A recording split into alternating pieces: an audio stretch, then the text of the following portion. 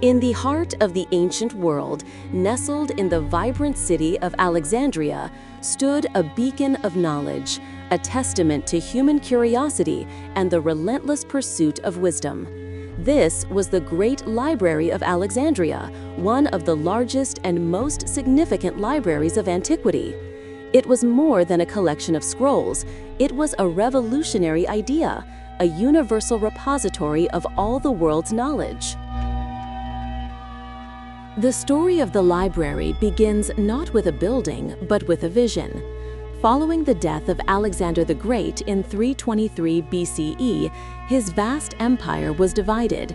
Ptolemy I Soter took control of Egypt and, inspired by the intellectual traditions of both Greece and the Near East, laid the groundwork for a monumental center of learning in his new capital, Alexandria.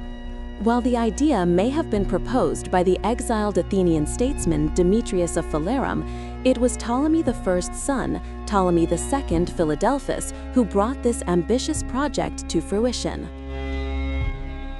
The library was part of a larger research institution called the Mouseion, or Shrine of the Muses, dedicated to the 9 goddesses of the arts. This was no mere library, it was a comprehensive research center, a precursor to the modern university. The Mouseion boasted lecture halls, gardens, a zoo, and living quarters for over 100 scholars who were invited to live and work there at the expense of the state. Their mission was simple: to research, write, lecture, and expand the boundaries of human knowledge.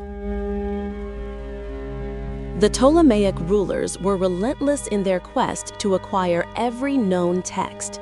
Royal agents were dispatched with vast sums of money to purchase scrolls on every subject imaginable. A famous, and perhaps true, story tells of how every ship that docked in Alexandria's harbor was searched for books. Any discovered scrolls were taken to the library, copied, and the copies were returned to the owners, while the originals were added to the collection marked "from the ships." At its zenith, the library was estimated to hold between 40,000 and 400,000 papyrus scrolls. The library attracted the greatest minds of the Hellenistic world. Zenodotus of Ephesus, the first head librarian, standardized the works of Homer. Callimachus, a poet and scholar, created the Pinakis, a comprehensive catalog of the library's holdings, essentially the world's first library catalog. Eratosthenes of Cyrene, another head librarian, calculated the circumference of the Earth with astounding accuracy. Other luminaries included the mathematician Euclid, the astronomer Aristarchus of Samos, and the inventor Hero of Alexandria. As the main library, located in the royal quarter of Mouseion, ran out of space, a daughter library was established in the Serapeum, a temple dedicated to the Greco-Egyptian god Serapis. This expansion allowed for the continued growth of the collection and further cemented Alexandria's reputation as the intellectual capital of the ancient world. The Serapeum itself was a magnificent structure, and its library held a significant portion of the ever-expanding collection of knowledge. The decline of the Great Library was not a single catastrophic event, but a slow and agonizing decay that spanned centuries. It began with the purging of intellectuals from Alexandria in 1405 BCE by Ptolemy VIII Physcon, which led to many scholars fleeing to other cities. A lack of funding and support during the Roman period further contributed to its decline. The vibrant intellectual community that had once thrived within its walls began to disperse, and with them, the spirit of the library began to fade. The physical destruction of the library's collection occurred in stages, a series of devastating blows from which it could never fully recover. In 48 BCE, during Julius Caesar's civil war, a fire he set to burn enemy ships in the harbor spread and destroyed a significant portion of the library, though the extent of the damage is debated.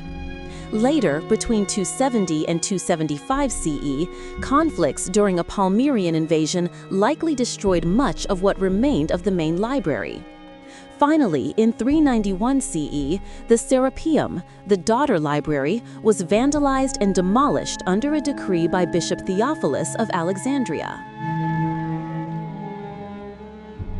One of the last great scholars associated with the intellectual tradition of the library was Hypatia, a brilliant philosopher, astronomer, and mathematician.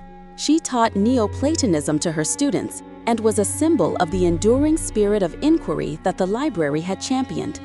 However, in a time of intense religious and political turmoil, her wisdom and influence were seen as a threat. In 415 CE, Hypatia was brutally murdered by a mob. Her death is often seen as a tragic bookend to the era of classical learning in Alexandria. The loss of the Library of Alexandria represents one of the greatest intellectual tragedies in human history. While it's a common misconception that all the knowledge of the ancient world was lost, the destruction of the library was a devastating blow. We lost countless original manuscripts, variant editions of famous works, and entire bodies of literature, history, and science that we will never know. The full extent of what was lost is impossible to calculate, but its absence has left an undeniable void in our understanding of the ancient world. Despite its physical destruction, the idea of the Library of Alexandria has endured. It set a precedent for the universal library, the idea that all knowledge should be collected and preserved for future generations. The scholarly methods developed there, such as textual criticism and the creation of comprehensive catalogs, laid the foundation for modern library science and academic research. The Library of Alexandria may be gone, but its legacy lives on in every library, university, and research institution in the world today. In 2002, a new library, the Bibliotheca Alexandrina, was inaugurated in Alexandria, near the site of the ancient library. This modern marvel of architecture is a commemoration of its ancient predecessor and a testament to the enduring power of knowledge. With space for 8 million books, a planetarium, museums, and art galleries, the new Library of Alexandria is a vibrant cultural center and a symbol of hope for the future of learning and international collaboration. The dream of the Ptolemies has been reborn. Thank you for watching. Please like, share, and subscribe.